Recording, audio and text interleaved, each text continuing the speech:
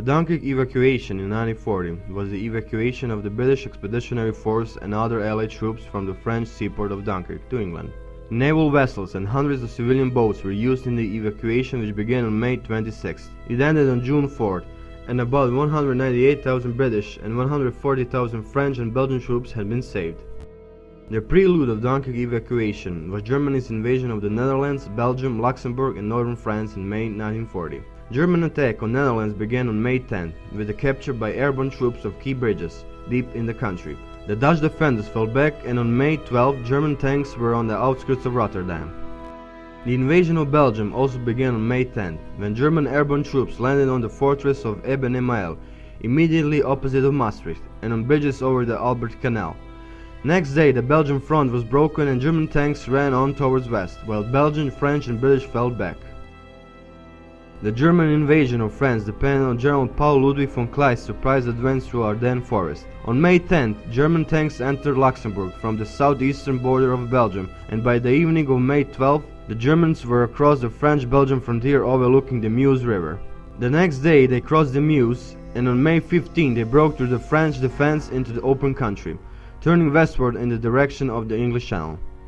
That same day, General Henri Giraud assumed command of the French Ninth Army and made up a plan for a counteroffensive on a line 40 kilometers west of the River Meuse. On May 16, Giraud found that the forces for such a counteroffensive were not available, while the Germans had advanced far beyond that line. He now decided to withdraw to the line of the River Vasse, 48 kilometers farther back, and to block the Germans there. He was too late, as the German panzer divisions outran his retreating troops and were across the barrier on May 17th. Even if the French had available forces for such a counteroffensive, they would still find it hard to repel the Germans, as General Kleist's southern flank was protected by his motorized division, which in turn were relieved by the infantry that were marching on as fast as possible. On May 15, the French commander-in-chief Maurice Gamelin received an alarming report that the Germans were crossing the Aisne River between Rethel and Laon. He told the government that he had no reserves between that sector and Paris, and could not guarantee the security of the capital for more than a day. After Gamelin's shocking message, French Premier Paul Renaud hastily decided to move the seat of government from Paris to Tours. By evening, more reassuring reports had come from the Aisne, and Renaud broadcast a denial that he moved the seat of his government to Tours. At the same time, he seized the opportunity to replace Gamelin and for that purpose summoned General Maxime Weygand from Syria. Weygand did not arrive until May 19, and thus for 3 critical days the Supreme Command was without direction. While Allied leaders were still hoping for an attack that would cut off the German advance, the German armed forces raced to the Channel and cut off the Allied forces in Belgium. The remaining obstacles that could have blocked the advance were not manned in time. After crossing the Vasse River on May 17, German General Heinz Guderian's advance troops reached Amiens 2 days later. On May 20th, they swept on and reached Abbeville, blocking all communications between north and south. By the next day, motorized divisions had taken over the line of the River Somme, from Péronne to Abbeville, forming a strong defensive flank. Guderian's corps then turned north up the coast in a drive for Calais and Dunkirk on May 22nd. General Georg Hans Reinhardt swung south of the British rear position at Arras, headed for the same objective, the last escape port that remained open for the British. Allied planners had hoped to check the Germans at the River Dyle, a defensive line that ran from Antwerp south to the French frontier, north of Sedan. By May 16, Gamelin had determined that such a stand will not work. The Allied armies in Belgium fell back to the line of the River Scheldt. By the time they arrived there, the position had been undermined by the cutting of their communications. On May 19th, General John Gort, Commander-in-Chief of the British Expeditionary Force, began to consider the necessity of evacuating his forces by sea and the steps that such an endeavour would require. The next day, however, orders came from the British cabinet that the British Expeditionary Force was to march south on Amiens. General Gort argued that such a long-range drive in reverse was not workable.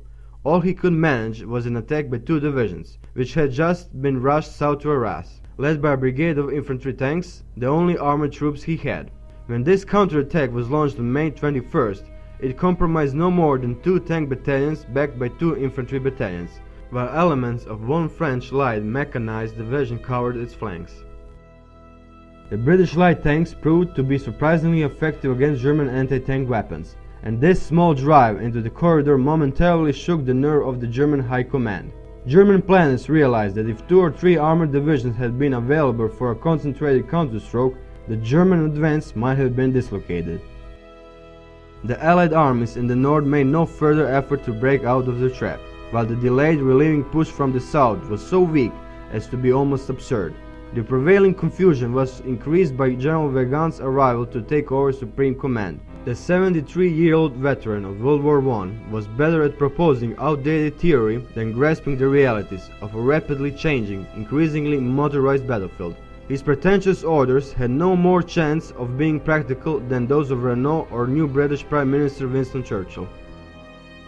While the governments and commanders got into a tangle of divergent views and orders, the cut-off armies in the north fell back closer to the coast, under increasing pressure from General Walter von Reichenau's advance through Belgium. More dangerous was the back approach of Guderian, whose armored forces were sweeping north past Boulogne and Calais. Consequently, 3 of General Gore's divisions were withdrawn from the front and sent south to strengthen the line of canals that covered Dunkirk and the Allies' rear. 2 more divisions were designated for General Weygand's project of a French-British push into the German corridor. When the Belgians extended the right flank, adjoining the British, gave way under pressure from General Reichenau, these 2 divisions were rushed north again. By the time they arrived on May 27, the Belgian center had cracked, and there were no reserves to fill this fresh gap. The Belgians were driven to sue for an armistice that evening. The ceasefire was sounded early the next morning. The retreat was undertaken in chaotic conditions, with abandoned vehicles blocking the roads and a flood of refugees heading in the opposite direction. Due to wartime censorship and the desire to keep up British morale, the full extent of the unfolding disaster at Dunkirk was not initially publicized. A special service attended by King George VI was held in Westminster Abbey on the 26th May, which was declared a national day of prayer. The Archbishop of Canterbury led prayers for the soldiers in France. Similar prayers were offered in synagogues and churches throughout the UK that day, confirming the public's suspicion of the desperate condition of the troops. Just before 7 p.m. on the 26th May, Churchill ordered Operation Dynamo to begin, by which time 28,000 men had already departed. Initial plans were recovery of 45,000 men from the BEF within the 2 days, at which time German troops were expected to block further evacuation.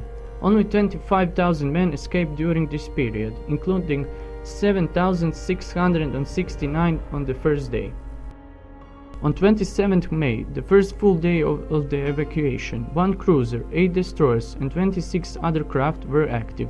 Admiralty officers searched nearby boatyards for small craft that could ferry personnel from the beaches out to the larger craft in the harbor, as well as larger vessels that could load from the docks. An emergency call was put for additional help, and by 31st May, nearly 400 small craft were voluntarily and enthusiastically taking part in the effort.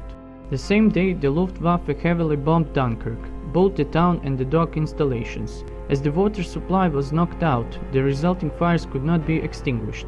An estimated 1,000 civilians were killed, 1/3 of the remaining population of the town. The Luftwaffe was met by 16 squadrons of the Royal Air Force, who claimed 38 kills on 27th May while losing 14 aircraft.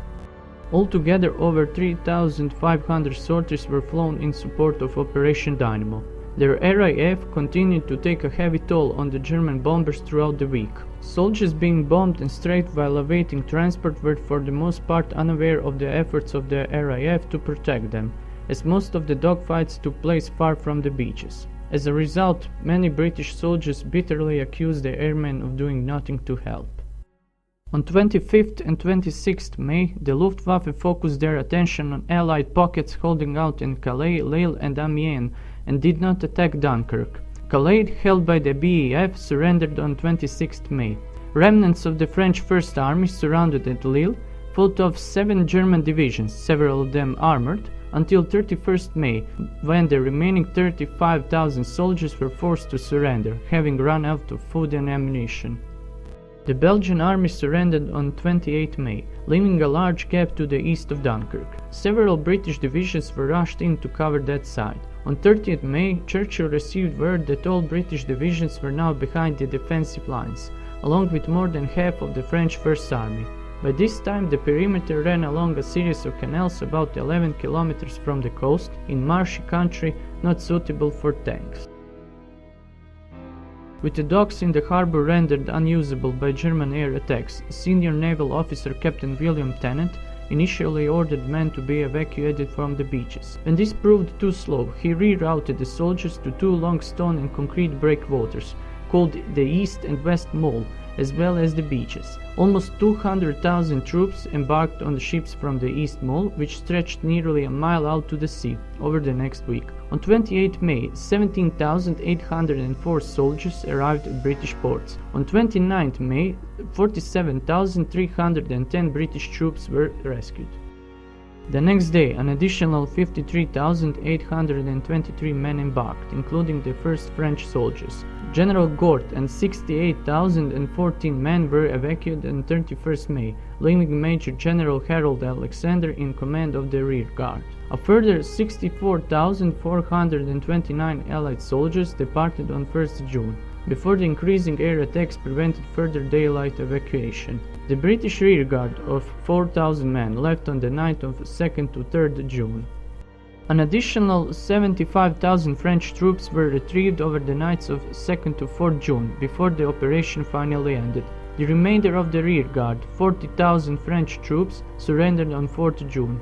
Churchill made a point of stating in his "We shall fight on the beaches" address in the House of 4th June that the evacuation has been made possible through the efforts of the RAF. 3 routes were allocated to the evacuating vessels. The shortest was Route Z, a distance of 39 nautical miles or 72 kilometers, but it hugged the French coast and thus ships using it were subject to bombardment from onshore batteries, particularly in daylight hours. Route X, although the safest from shore batteries, traveled through a particularly heavily mined portion of the channel. Ships on this route traveled 55 nautical miles, or 102 kilometers north of Dunkirk, proceeded through Reitingen Pass and headed towards the North Goodwin Lightship before heading south around the Goodwin Sands to Dover, a distance of 87 nautical miles or 161 kilometers. Using this route increased the sailing time to 4 hours, double the time required for Route Z. This route followed the French coast as far as Bray Dune, then turned northeast until reaching the Quinte Buoy. Here, after making an almost 270-degree turn, the ship sailed west to the North Goodwin Lightship and headed south around the Goodwin Sands to Dover. Ships on Route Y were most likely to be attacked by German surface vessels, submarines and the Luftwaffe.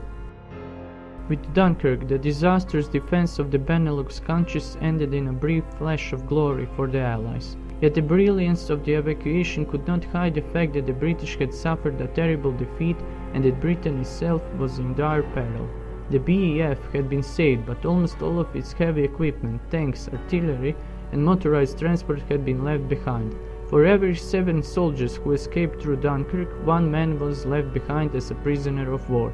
The majority of these prisoners were sent on forced marches into Germany. Prisoners reported brutal treatment by their guards. Many of the prisoners were marched to the city of Trier, with the march taking as long as 20 days. The missing dead of the BEF are commemorated on the Dunkirk Memorial. Sunday, May 26th. German forces resume offensive toward Dunkirk. Operation Dynamo is ordered to commence. Monday, May 27th. Operation Dynamo's first full day. Luftwaffe destroys Dunkirk harbor. 7,669 troops rescued.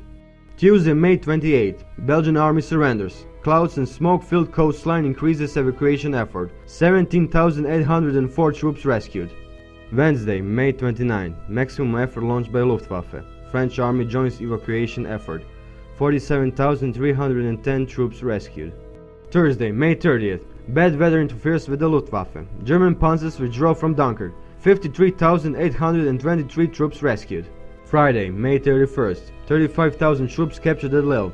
Dynamo sees its biggest day. 68,014 troops rescued. Saturday, June 1st. Clear weather gives Luftwaffe its biggest day. 4 destroyers and 27 other vessels sunk. 62,429 troops rescued. Sunday, June 2nd. British Expeditionary Force evacuation complete.